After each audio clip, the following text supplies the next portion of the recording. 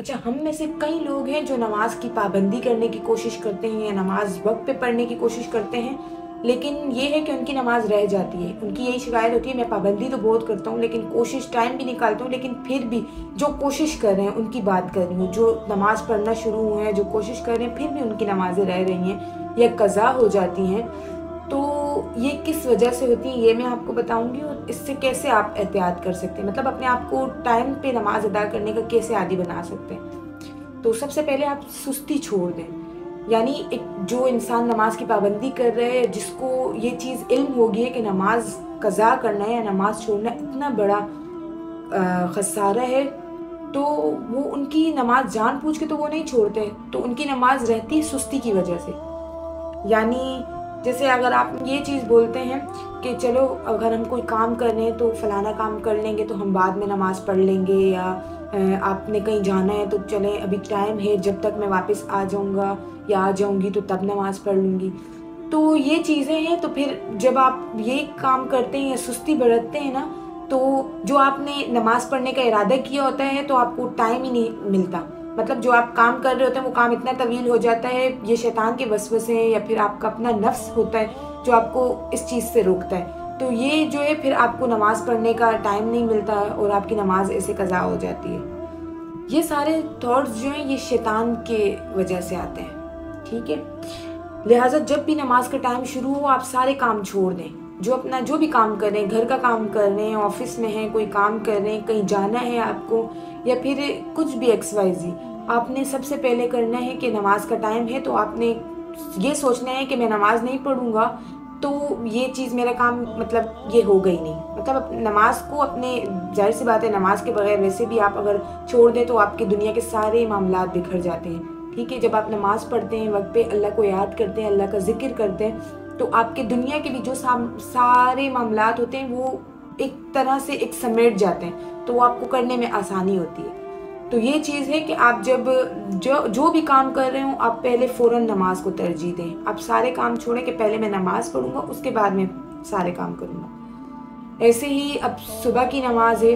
तो उसमें तो नींद इंसान को बहुत प्यारी होती है, इंसान सोया हुआ होता है, और जब अजान होती है या फिर आपने अलार्म रात को लगाई होती है जागने के लिए, जो नमाज की पाबंदी करने की कोशिश करते हैं, जो नमाज पढ़ते हैं, या फिर आपने अम्मी को, बहन भाइयों, किसी को भी बोला होता है कि आपको वो जगा दें इस टाइम पे, तो जब आपकी आंख खुल जाए ना फजर के टाइम पे, तो मेरे हिसाब से 1 सेकंड भी ना लगाएं बिस्तर पे लेटे हुए। यानी मतलब अगर आप 1 सेकंड भी लगाएंगे तो पॉसिबल है कि आपकी दोबारा आंखें बंद हो जाए, दोबारा आप नींद की आगोश में चले जाएं, या पॉसिबल है आपके दिल दिमाग में जो है वसवसे डाले शैतान के, जोहर के साथ पढ़ लेंगे या फिर अभी सो जाएं या नींद बहुत आपको आ रही है। तो ये चीज़ है कि आप फ़ौरन खड़े हो जाएं, फ़ौरन बैठ जाए ना, उठने की तैयारी कर लें जब आपकी फजर के टाइम आँख खुले, क्योंकि ये वक्त ऐसे होता है जब सुबह की नमाज बहुत मुश्किल लग रही होती है हमें, और वाकई सुबह नींद इंसान, अल्लाह ताला ने नींद में इतना सुकून रखा है कि उसको छोड़ के नमाज अदा करने वालों के लिए बहुत अजर रखा है। जब भी तो देखें ना, अजान के अल्फाज भी हैं, अस्सलातु खैरुम मिनन नौम, यानी नमाज नींद से बेहतर है। तो ये चीज़ है कि आप जब भी, लिहाजा आप फजर के टाइम पे उठें तो आप बिस्तर पे ना लेटे रहें या सेकंड भी ना लगाएं, ताकि आपकी नमाज ना छूटे।